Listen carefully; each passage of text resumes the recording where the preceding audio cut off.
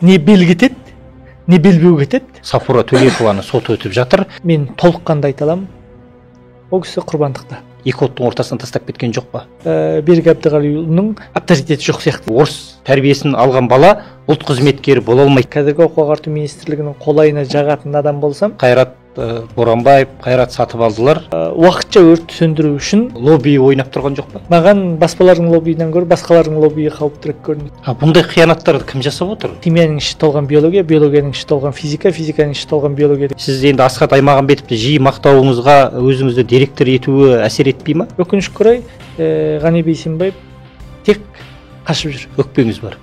Өкпем болғанда мен орыс мектебіне беретін азаматтардың әлеуметтік жағдай жоғары ма? Ең арзан мектептер ол қазақ мектептері. Кәсіпте ұлттық мүдде болмайды. Бұдан жаман күнде тойға барғанбыз. Кейде билікті сынап қоясың. Быт-шытын шығар. Неге үндемей жүрмеске? Артыңды қысып дейсің ғой. Теңеулер айтсам ауыр кетуі мүмкін да. Амансыздар ма, құрметті көрермендер? Ордалайф каналы еліміздегі білім беру жайына байланысты сұхбат ұсынбақ. Қонағымыз Қазбілім Груп компаниясының басқарма төрағасы, Қазбілім ұлттық лицейлер желісінің басшысы Аятжан Ахметжан. Айеке, сұхбатқа қош келдіңіз. Қош көрдік, Зеке. Құрметті Ордалайф каналының көрермендері, егер сіздерге біздің сұхбатымыз ұнаса, каналға жазылып қоңырау түймесін басуды ұмытпаңыздар. Сіздердің қолдауларыңыз мен үшін өте маңызды. Айеке, бүгінде мына Қазбілім білім беру орталығынан мектеп дәрежесіне көтерілді. Жалпы қазіргі таңда ашқан мектептеріңіздің тыныш тіршілігі қалай? Қай өңірде жұмыс істеп жатсыздар? Әңгімемізді осы мектептен бастасақ. Енді рахмет, Зеке. Қазбілім компаниясы ең алғаш 2014 жылы өз жұмысын бастаса, енді қазіргі таңда 11 жыл жұмыс жасап келе жатыр. 11 жылда білім беру орталығы, баспа, онлайн платформа деген сияқты әртүрлі басқыштарды басып өтіп, қазір енді үлкен 6 бағытта жұмыс істейтін компанияға айналды. Соның ең үлкен бағыты Қазбілім ұлттық лицейлері.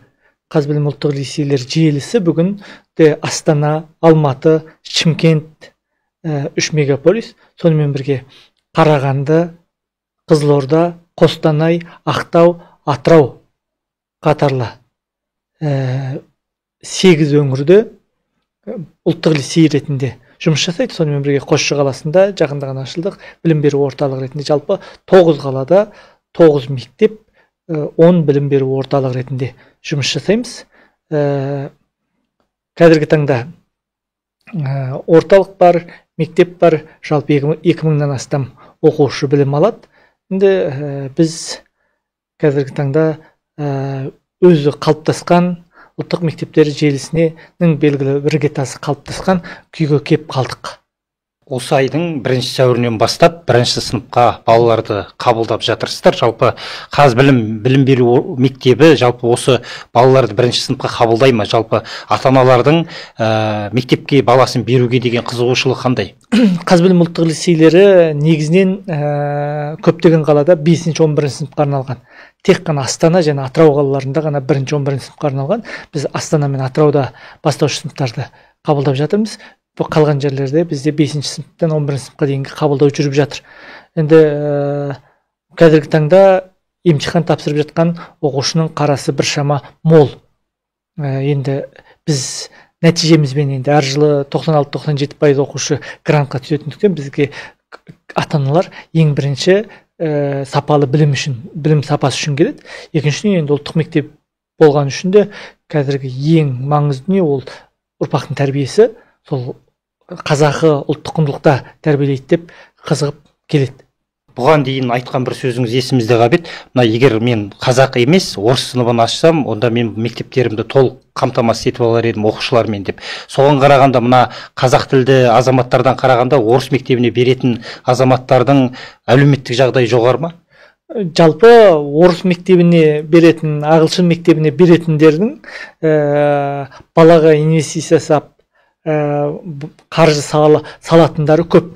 Мысалы, Қазақстандағы алдыңғы топ ең қымбат 10 жекеменшік мектеп дейтін болсақ, мысалы, ең қымбаты 16 миллион 800 мың теңгеге дейін барады. Бір жылдық оқу қаражаты, мектептің бір жылдық оқу қаражаты 16 миллион 800 мың теңгеден дейін барады. Алдыңғы 10 мектептің ең соңғысының айы миллион теңгеге келіп тоқтайды.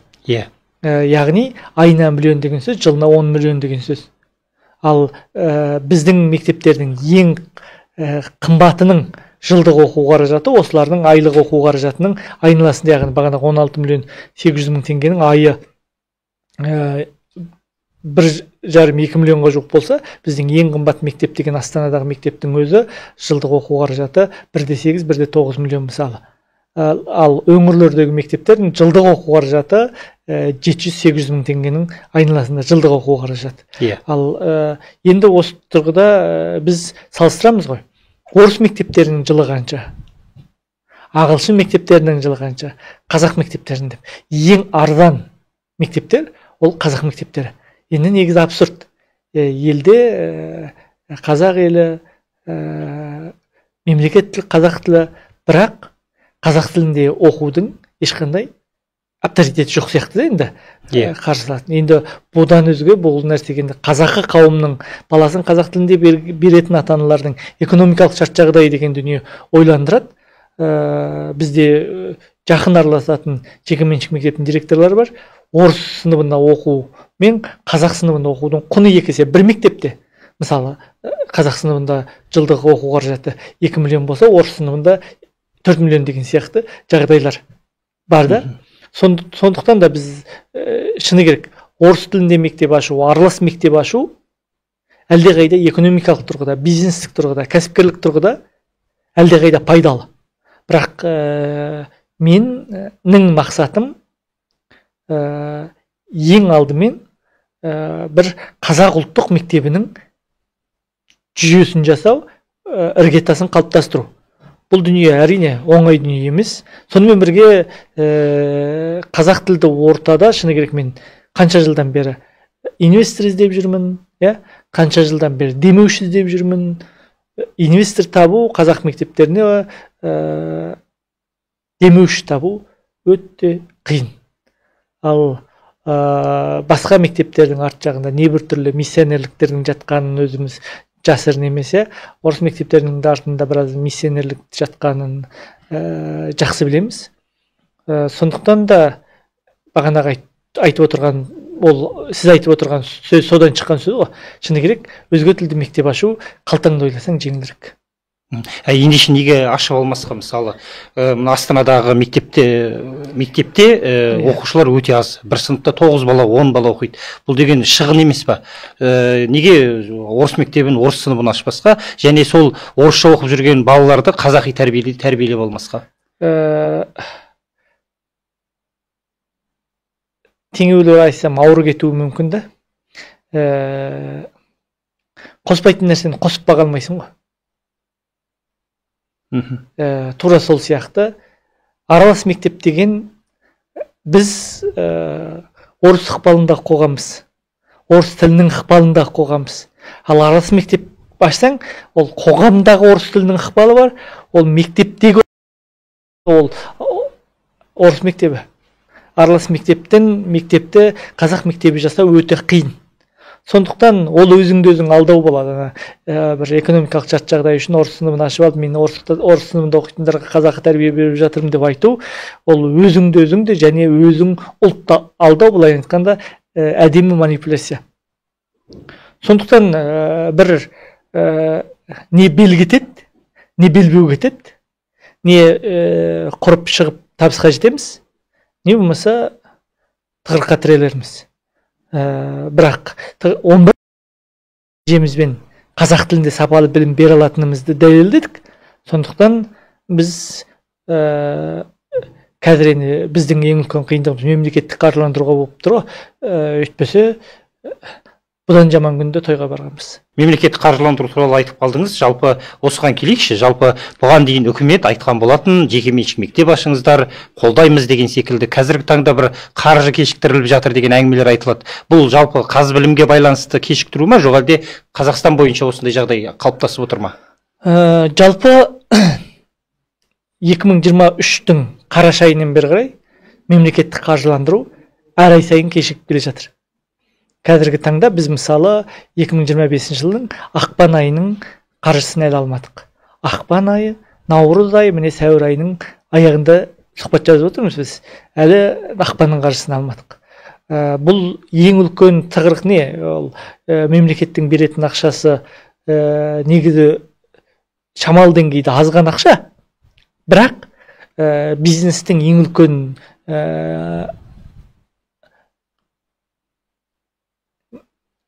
бизнестегі ең үлкен бір ауытқуға болмайтын нәрсе ол жоспар. Сенің жоспарыңды құру, бизнес планыңды жасау, қаржыларыңды дұрыс басқару. Ал 2023 жылы желтоқсан айынан, қараша айынан бері қарай осы жоспарды, яғни бұрын әр айдың 26-сы, 27-сі түсіп тұратын қаржы келесі айдың 15-іне кетті, келесі айдың 10-на кетті, 20-сіне кетті. Тіпті қазір 2023-тің желтоқсан айының біз жартыға қаржысын алмадық. 2023-тің желтоқсанның қалдық ретінде қалды.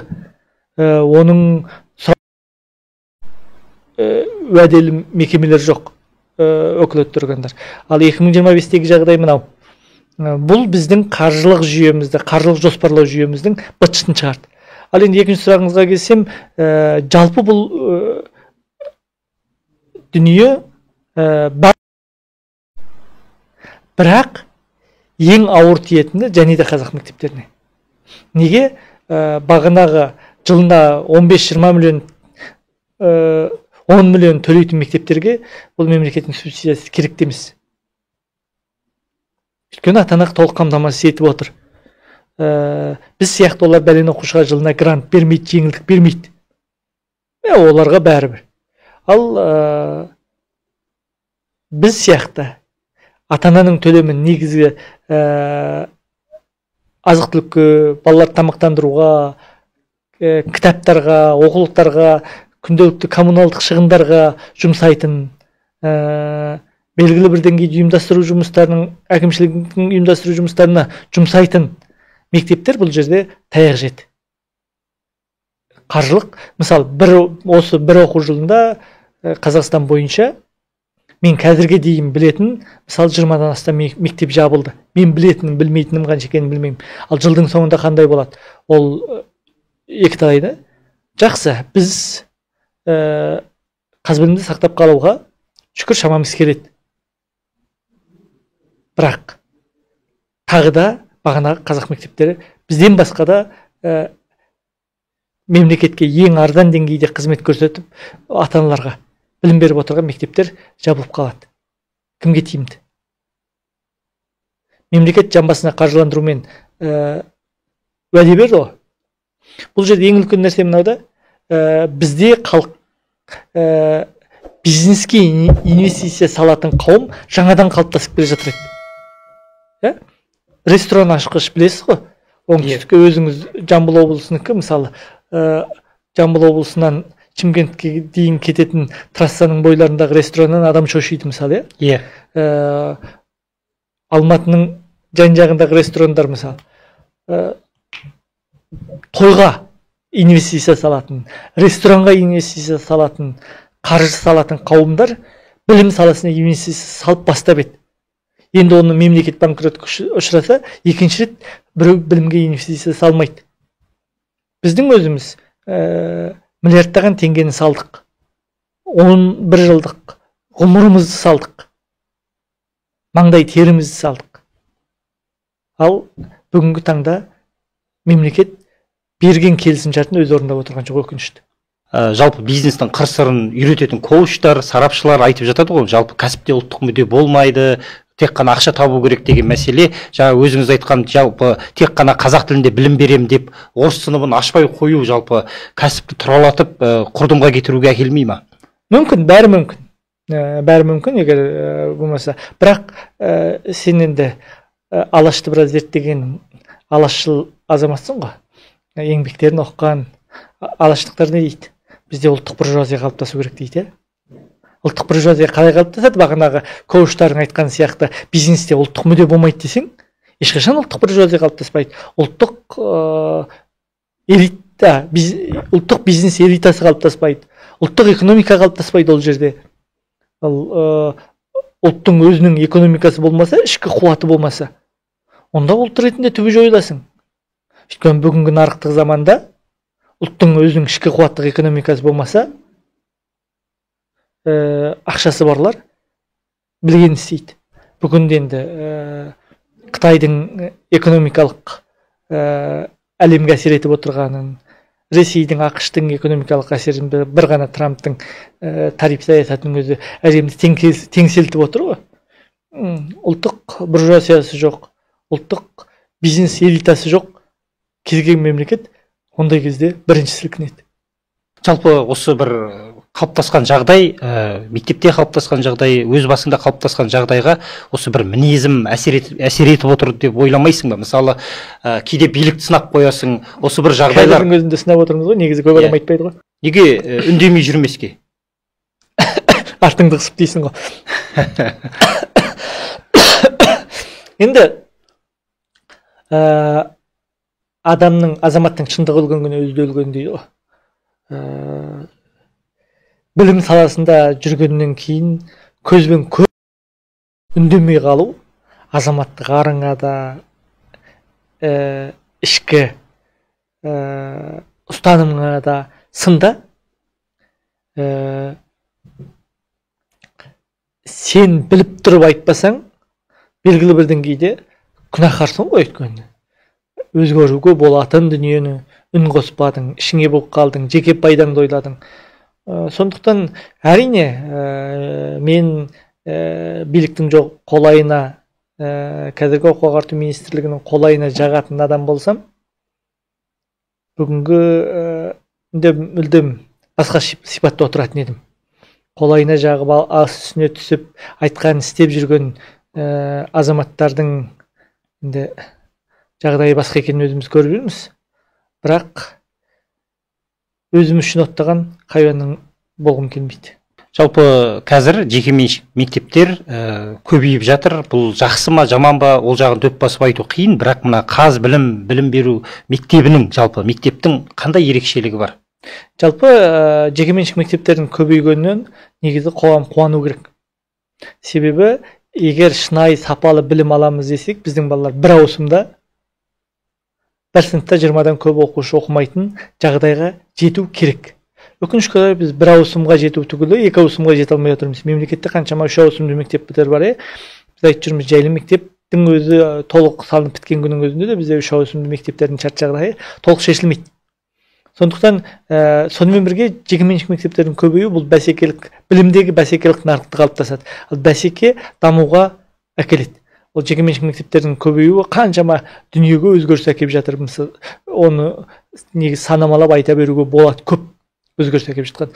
Ал енді қазбілім ұлттық ресейлері деп айтатын болсақ, бұл қазбілім ұлттық ресейлердің ерекшелігі ең алдымен біз сапалы білім, ұлттық тәрбие, бәсекеге қабілетті тұлға деген концепциямен жұмыс істейміз.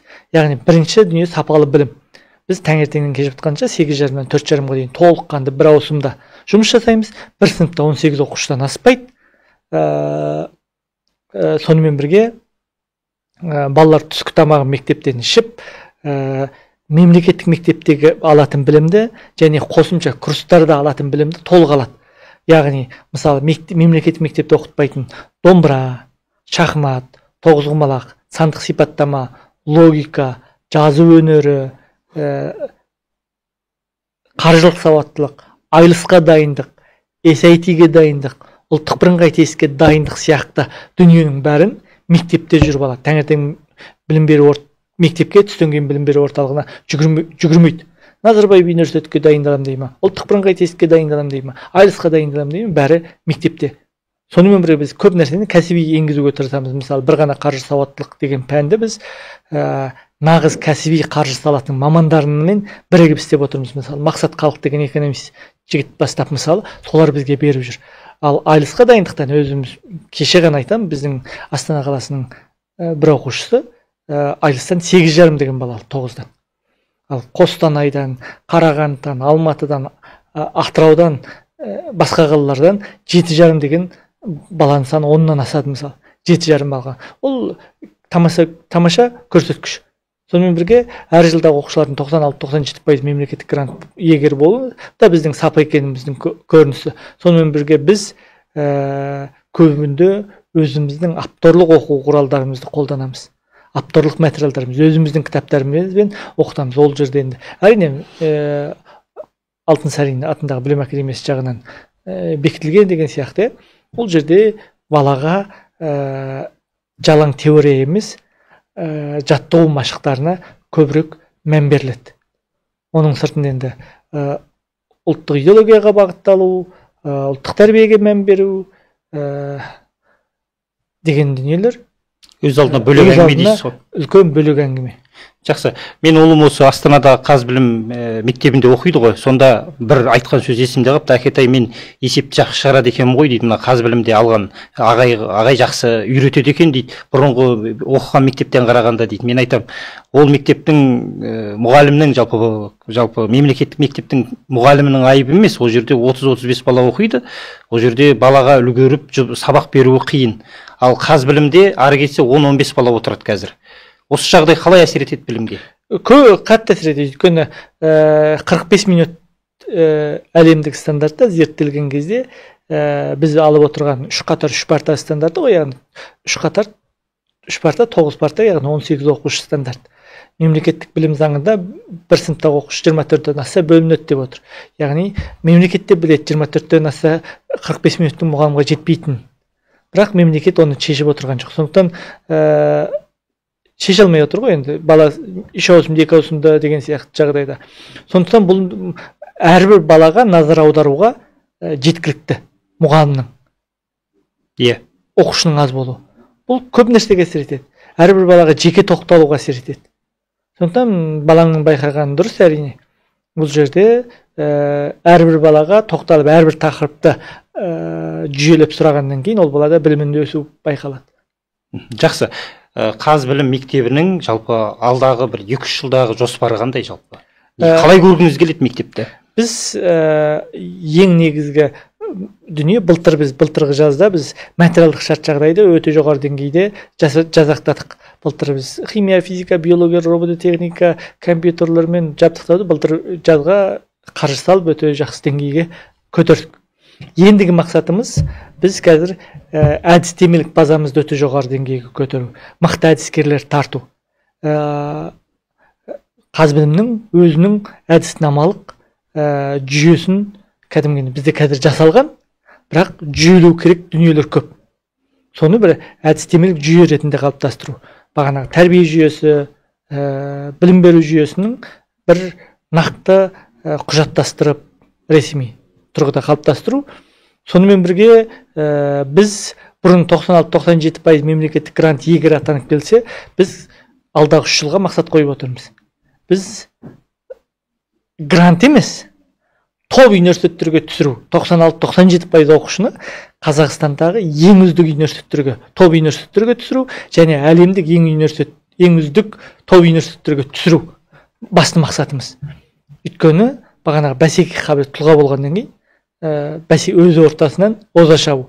Сонымен бірге көптеген нәрсені кәсіби мамандармен бірге әдістемесін қалыптастыру. Бағана қаржы сауаттылығын әдістемесін бір жылда қалыптастырып қалдық. Сол деңгейде басқа да робототехниканы енгізіп жатырмыз, STEM, бағанағы домбыра пәндерінің бәрінің әдістемелік негізін үлкен деңгейде қалыптастыру бүгінгі таңдағы мақсат. Сонымен бірге енді былай айтқанда енді көрерменге түсінікті тілмен айта салайық. Алдағы бір 3-5 жылда Назарбаев зияткерлік мектептері, білім инновация лицейі сияқты желілермен иық тіресу. Солармен бәсекелес болу. Мысалы, биыл білім инновация лицейіне 31 мың оқушы тапсырған, Назарбаев зияткерлік мектептеріне 50 мыңнан астам оқушы тапсырған дейді конкурсқа. Бізде де сол күнге жеткіміз келеді. Жақсы. Жалпы жаңа өзіңіз де айтып өттіңіз, елімізде жалпы ағылшын тілінде, бірыңғай ағылшын тілінде сабақ беретін бірнеше мектеп бар, олардың бағасы өте жоғары. Мәселе былай ғой, мысалы Қазақ-түрік лицейінен оқып шыққан азаматтар сол бір Түркияның бір идеологиясын сіңіріп өскен секілді. Сол сияқты ағылшын тілінде білім алған оқушылар ертең бір ағылшын тілді азамат болып шықпай ма? Және Жүсіпбектің бір әдемі сөзі бар ғой, орыс тәрбиесін алған бала ұлт қызметкері бола алмайды деген. Ағылшын тілінде оқып шыққан бала ұлт қызметкері бола ала ма? Толық. Оның ана тілі ағылшын тілі секілді, яғни ойлау тілі ағылшын тілі болып кетсе, мен ұлт қызметкер болады деп ойламаймын. Ол орыс сыныбында оқығаннан ешқандай айырмашылығы жоқ. Әрине, орыстардікіндей шовинизм болмауы мүмкін, бірақ бәрібір де идеология өз дегенін жасайды. Сондықтан бізде басты басымдылық беріп ұлттық мектеп деп жылап отырғанымыз сол, өйткені бала қай тілде білім алса сол ұлтқа қызмет етеді деп Мұстафа да айтты ғой. Тура сол дүниеде Мағжанның өзі айтады. Біз болашақ үшін аянбай серттесе аламыз, егер мектебіміз қазақтың жанына жақын болса дейді. Біз болашақ үшін аянбай серттесе алмаймыз да. Сондықтан кез келген уақытта біз бүгінгі жаһандану заманында егер ұлттық мектеп іргетасын қаламасақ, қазақ мектептерін шынайы бәсекеге қабілетті ете алмасақ, онда біз рухани бодандықтың, рухани тәуелділіктің, тілдік отардың жаңа деңгейіне өтеміз. Ағылшын тілінде толық сабақ беретін мектептерге жалпы билік, үкімет рұқсат беру керек па? Неге бала бір 9 сыныпқа дейін ба, неге өзінің тілінде оқып шығуын қамтамасыз етпейміз? Жалпы Серік былай ғой. Мен жалпы бір тілге акцент қоюға қарсымын. Белгілі бір деңгейге дейін. Белгілі бір деңгейге бір тілге акцент қоюға қарсымын. Яғни ағылшын тіліндегі мектептерді 9 сыныпқа дейін шектей ме мысалы? Онда орыстарды шектесін. Орыс тілді мектептерді 9 сыныпқа дейін шектесін. Бізде не бар? Өзбек тілді мектеп бар, ұйғыр тілді мектеп бар. Менің көзқарасымда бала білім негізін мемлекеттік тілді алу керек. 100%. 100%. Ал ары қарай ағылшын тілін халықаралық стандарт негізінде оқу керек. Мен мысалы айтып отырмын ғой, қазақ мектебінде оқыған бала. 11 жыл қазақ мектебінде оқыған бала, 10 жыл қазақ мектебінде оқыған бала айлықтан 7,5, 8,5 алып жатыр. Бұл деген сөз ол таяқ жеген жоқ деген сөз ғой. Таза қазақ тілінде сөйлейді. Өзгеден кем болдым ба? Кем болған жоқ. Сондықтан тіл білу үшін ол мен тіл білу, бірақ тілдің мемлекет тілге көлеңке түсіруіне қарсымын. Сондықтан бізде мемлекеттік орта білімнің негізі мемлекет тілде болу керек. Білім саласында тілдің өте маңызды екендігін ол айтпаса да түсінікті, өзіңіз де айтып өттіңіз. Астана мектептері туралы бұған дейін айтылды. Бірінші сыныпқа барған оқушылардың 40% қателеспесем орыс сыныбын таңдаған. Бұл қалай өзі? Астанада 80%-дан астам қазақтар тұрады деп мақтанғанмен 90%-ға жете қабыл болса да, осы бір 40% орыс сыныбын таңдауымыздың себебі неде? Өткенде бір мектепке бардым, аралас мектепке. Қазақ сыныбында отырғандардың 90-95%, орыс сыныбында отырғандардың 90-95% ұлты қазақ. Бұл бүгінгі күндегі шыны керек ең үлкен трагедияның бірі. Бұл деген сөз мемлекеттің, халқының мемлекеттік тілге деген сенімі жоқ деген сөз. Неге? Өйткені 30 жылдағы биліктің тілі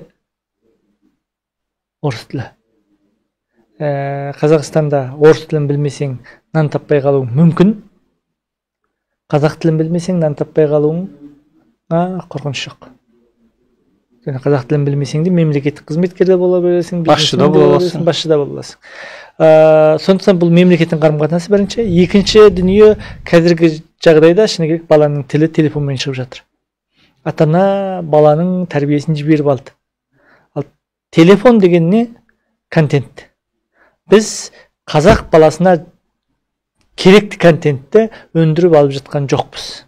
Қазақ баласы орыс контенттер мен ағылшын контенттердің жетегінде жүр. Сондықтан да баланың тілі бірінші ең алдымен я деп емес, жоқ деп емес, но мен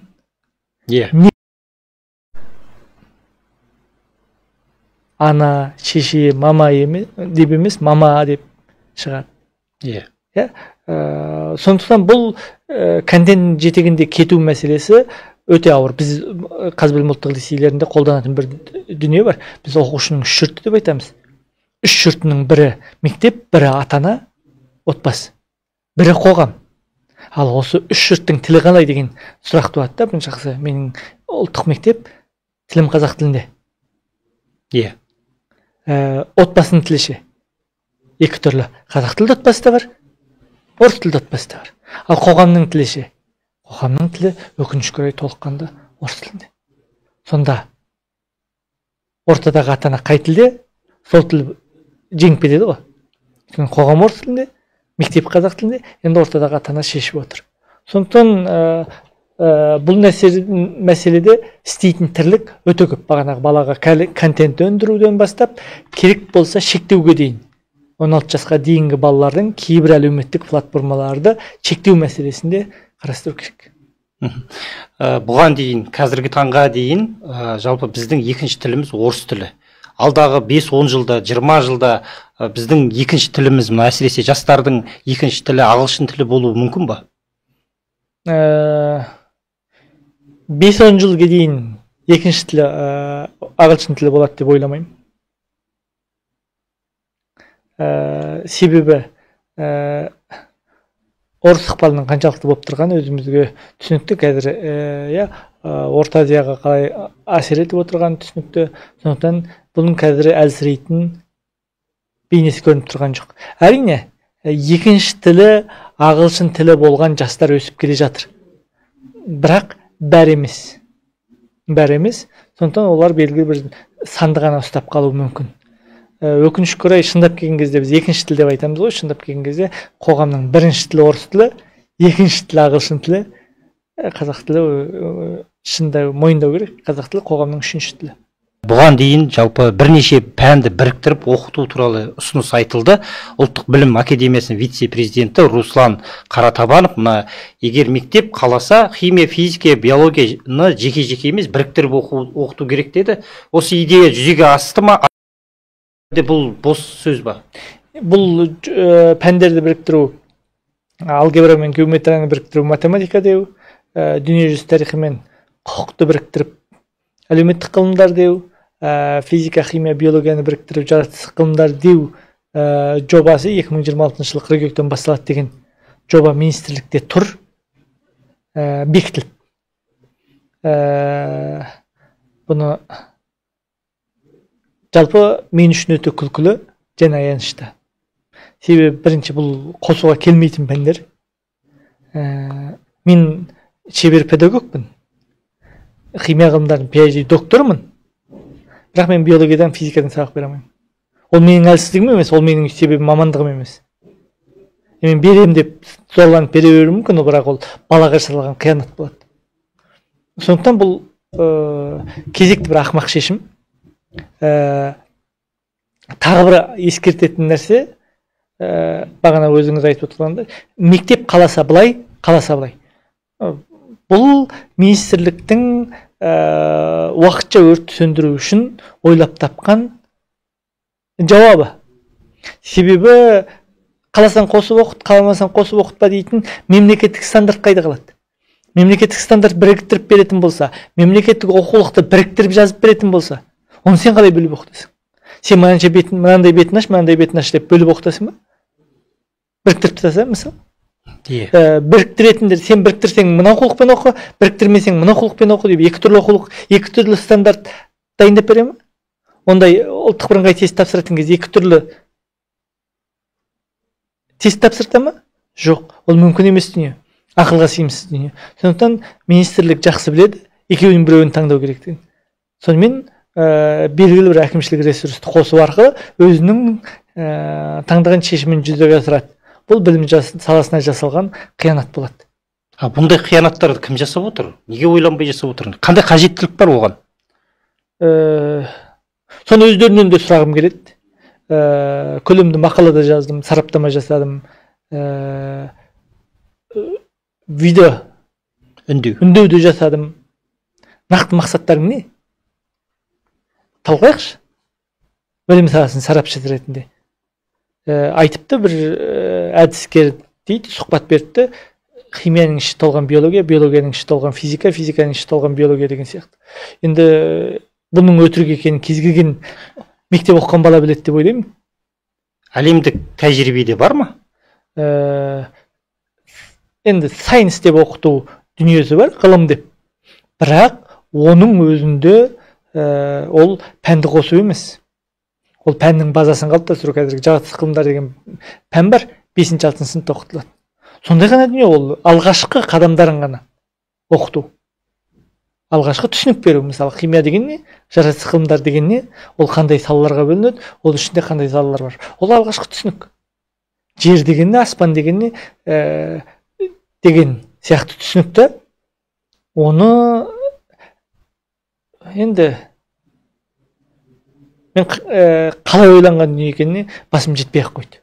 Алгебра мен геометрияны қосу деген дүниені кішкене елестетуге болатын шығар, айту екеуін бір маман береді. Өйтпесе екеуінің мақсаты екі түрлі ғылым. Химия мен алгебра дегенің алшақ жатыр. Химия мен физиканы қосу деген, мысалы, электр энергиясын туралы әңгіме айту, электр тоғының жалғауы туралы әңгіме айту, химикке дым қатысы жоқ әңгіме. Химик ол процесс. Ал қарайықшы, мысалы, бізде әліппені алып тастайды, қайттан қояды. Сондай нәрселер көп. Мұның себебі қосу деген нәрсе бұдыған дейінді болған. 2017 жылы технология деген пәнмен бейнелеу өнер деген пәнді біріктіріп, көркем еңбек деген пән жасаған. Соның қате болғанын мойындап, былтырғы жылдан бастап бөлді. Бұл енді қате болды, басқа болды деген әңгіме ғой. Енді тағы бір сұрақтың новайы шығады. Бізде баспалар бар.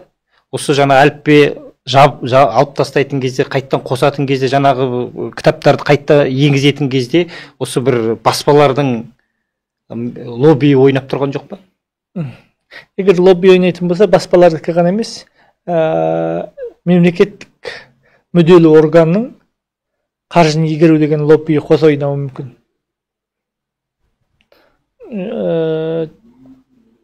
Жалпы келген жобаларды енгізетіннің ар жағында бір лобби жатады.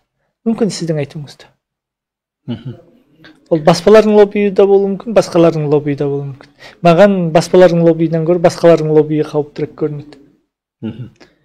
Бүгінде мына Жезқазған қаласында Ұлытау облысының білім басқармасының басшысы болған, қазірде сол қызметте, бірақ шеттетілген Сафура Төлепованы сот өтіп жатыр. Сафура апайды жақсы танисың ғой, бұрыннан бастап. Жалпы ол кісінің осындай істі болып жатуына байланысты қандай көзқарастасың? Жалпы енді Сафура апайды 7-8 жылға жуық уақыт танимын, жақын араласам. Іні әпке, кейде әріптес, кейде жақын дос сияқты адамдармыз. Өйткені білім саласына шын жанашыр, шын күйінген, білім саласының нағыз бір майталман маман еді. Өзімізде енді жас болдық, жас мектеп басқардық, директор болған кездерде де өте көп көмек сұрадық, көп ақыл сұрадық.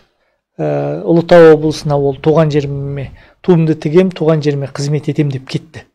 Біз қуандық. Өйткені ондай кәсіби мамандардың білім басқармасына баруы ол жақсылық еді. Өкінішке орай бір мүдделердің соғысы шығар, командалардың соғысы шығар, немесе біреулер жасайтын статистика шығар. Дәл қазір мен толыққанды айта аламын, ол кісі құрбандықта. Естуімше 70 миллионның сыйақысын заңсыз берген деген бір айып тағылып отыр. Жалпы осы бір 70 миллион теңге деген сөзге сіз өзіңіз сенесіз ба? Бұл 70 миллион деген бір заңсыздық па, жоқ әлде бұл жерде бір біз түсінбейтін бір мәселелер бар ма? Біз түсінбейтін мәселелер бар. Біз түсінбейтін дүниелер бар. Оны мемлекеттік қызметкерлердің жағдайы түсіну мүмкін. 70 миллион деген дүниені естідім менде. Бірінші Ұлытау облысының жаңа құрылған 2 жылдан сәл ғана асқан облыс екенін еске сақтау керек. Сапар апай күдікті болғанға дейін 2 жыл уақыт басқарды. 2 жыл уақыттағы сол жердегі нақты жағдайды зерттеу керек та. Себебі заңды орган ашылғанға дейін қаншалық жұмыс жасады. Заңды орган ашылғанша ешкім жалақы төлей алмайды. Яғни Ұлытау облысы деген заңды тұлға ашылады. Одан кейін білім басқармасы деген Ұлытау облысының білім басқармасы заңды тұлғалы тіркеліп, ашылып, оның қаржыландыру іске асқанға дейін қаншалық уақыт кетті. Және ол сыйақылардың төлену себебі бәрін зерттеу керек. Өйткені мемлекеттік қызметте, шыны керек мемлекеттік қызметте қатардағы кадрдың айлығы өте тиын деңгейінде. Ал сыйақы төлеген кезде оны әкімдік, тіпті министрліктен, үкіметтен шешім болады. Мына мерекеге байланысты 1 аккаладқа дейін, 2 аккаладқа дейін премия беріңдер деген. Бүкіл мемлекеттік органда бар дүние. Ал ондай бұйрықсыз төмен жақтағы кез келген адам премия бере алмайды. Сондықтан бұл нәрседе біз түсінбейтін дүние өте көп. Соған қарайда Сапар апай былтыр мамыр айының басында күдікті болып танылды. Үйқамаққа алынды. Тергеудің өзі 1 жыл жүрді. 1 жылда неше рет үйқамақты созды мысалы. Ал соның өзінен бұл қылмыстыққа көп күдік келтіруге 1 жылда өте көп өзгеріс. Бағыт өзгерген, соттың бағыты өзгеріп кеткен жағдайлар көп болды. Сондықтан не біреуге статистика үшін керек? Тіпті айтпақшы, сот барысынан біздің білетініміз, тергеушінің өзі қысым жасауынан бір адам өзіне қол жұмсағанға дейін барған. Сондықтан бұның бәрі қол салып қайтыс болған. Қабаттан секіріп кеткен деген дүниені естідік. Бұның өзі көп заңсыздықтың бетін ашады. Неге? Себебі адам өліміне дейін барды. Нақақтан нақақ күйіп кету мәселесі туындағаннан кейін ба? Деген сұрақ туады. Сондықтан бұл сотты қадағалап отырмыз. Сапар апайға жеңілдік тілейміз. Мен өз басым, егер шынайы, әділетті Қазақстан болса, ақталып шығатынына сенемін. Сапура Төлеуованы Ұлытау облысына басқарма басшысы еткен сол кездегі әкім Берік Әбдіғалиұлы болатын. Енді ол кісі апарды, кейін мына қазір ұлттық музейдің директоры болып отыр. Жалпы Берік Әбдіғалиұлы өзі жетектеп апарған кадрын екі оттың ортасынан тастап кеткен жоқ па? Енді бұл істенді сотқа енді сырттан әсер ете алмайтын түсінікті ол кісілер. Сот болып жатқанда, егер сотталып кететін болса, отқа тастат деуге келеді. Өзінің кадрын, өйткені бағана премияның бәріне өзі қол қояды ғой, беріңдер деген бұйрық шығады. Егер одан артық берсе, ол кезде Сапар апайдың өзінің ісі болады деген сияқты. Сондықтан, егер сотталып кететін болып жатса, онда Берік Әбдіғалиұлының белгілі бір деңгейде жауапкершілік мәселесі ойландыру керек. Бұл енді халықтың кезіндегі сүйкімді Ақберік аталған әкім ғой. Сондықтан Берік Әбдіғалиның өзінің де басына сын болады деп ойлаймын. Бізде миллиардта ұрлаған азаматтар Қайрат Боранбаев, Қайрат Сатыбалдылар қазір бостандыққа шықты.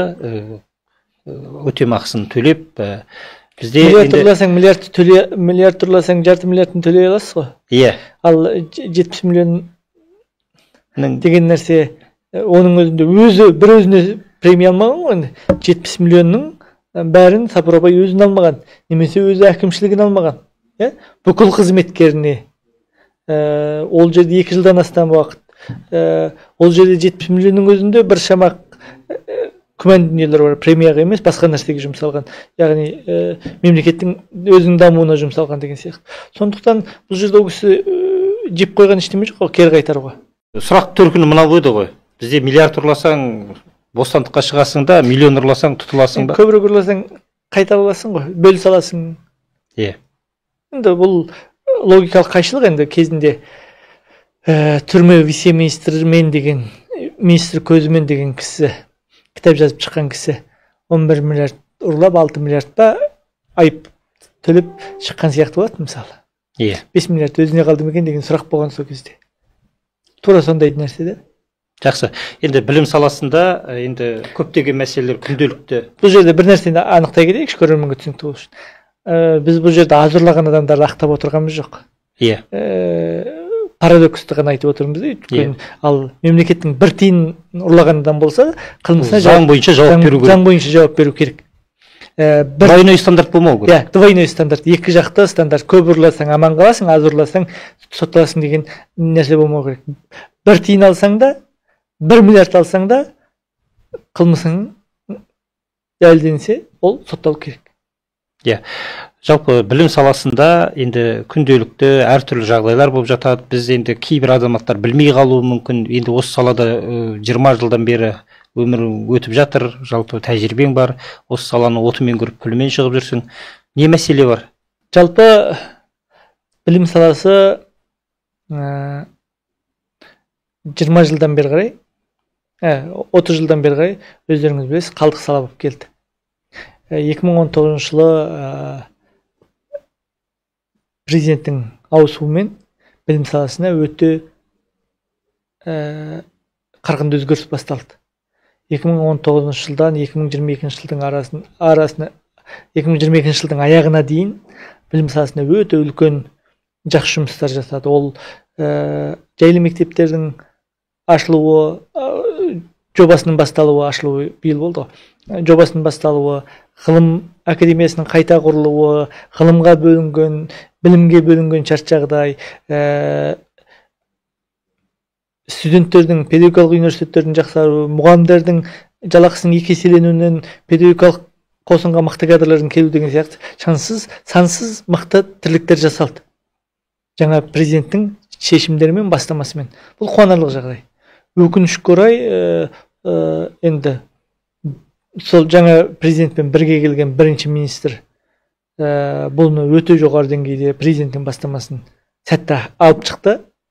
Өкінішке орай 2023-те бізде министр ауысты, жаңа министр, ал жаңа министр сол 3-4 жылда жасалған дүниені қайтадан қожыратып, шашып, артқа кетіп қалған жағдай. Қазір бағанағы пәндерді қосу бастамасы, көптеген бұйрықтардың кері қайтарылуы, қазіргі білім саласындағы түсініксіз тек қана марапаттар ата беретін бір органға айналып кетуі, хит етсе марапат бере беретін, кәдімгі бір облысқа 10 мыңдап, 20 мыңдап медаль тарататын министрлікке айналып кетуі өкінішті. Сондықтан министрліктің жұмысына тәуелсіз бақылау болу керек деп ойлаймын. Яғни білім саласындағы сапаны қамтамасыз ету деген мекеме бар. Бұл білім министрлігіне бағынатын орган болмау керек. Бұл АПА-ға ма, стратегиялық жоспарлау агенттігіне ме, мемлекеттік қызмет агенттігіне басқа мекемеге бағынатын болу керек. Яғни білім министрлігіне сырттай бағалау жұмысы керек. Иә, сіз өзіңіз енді Асхат Аймағамбетовтің кезіндегі жұмысты айтып отырсыз ғой, атын атамасаңыз да. Қазіргі министр Ғани Бейсенбаев. Енді екі министрді салыстырып айтқан кезде сіз енді Асхат Аймағамбетовті жиі мақтауыңызға өзіңізді директор етуі әсер етпей ма? Мен Асхат директор еткен жоқ. Мені директорлыққа тағайындаған сол кездегі Астана қаласының білім басқармасының басшысы Шолпан Маратқызы Қадырова. Асекеңнің ықпалы болған жоқ па? Жоқ. Ықпалы болған жоқ. Енді кетуіме қазіргі министрдің ықпалы болды. Өкпеңіз бар. Өкпем болғанда мен жеке басым өкпес жоқ. Білім саласындағы қабылданып жатқан шешімдерге байланысты қарсылық айттым. Ұсыныстарымды айттым.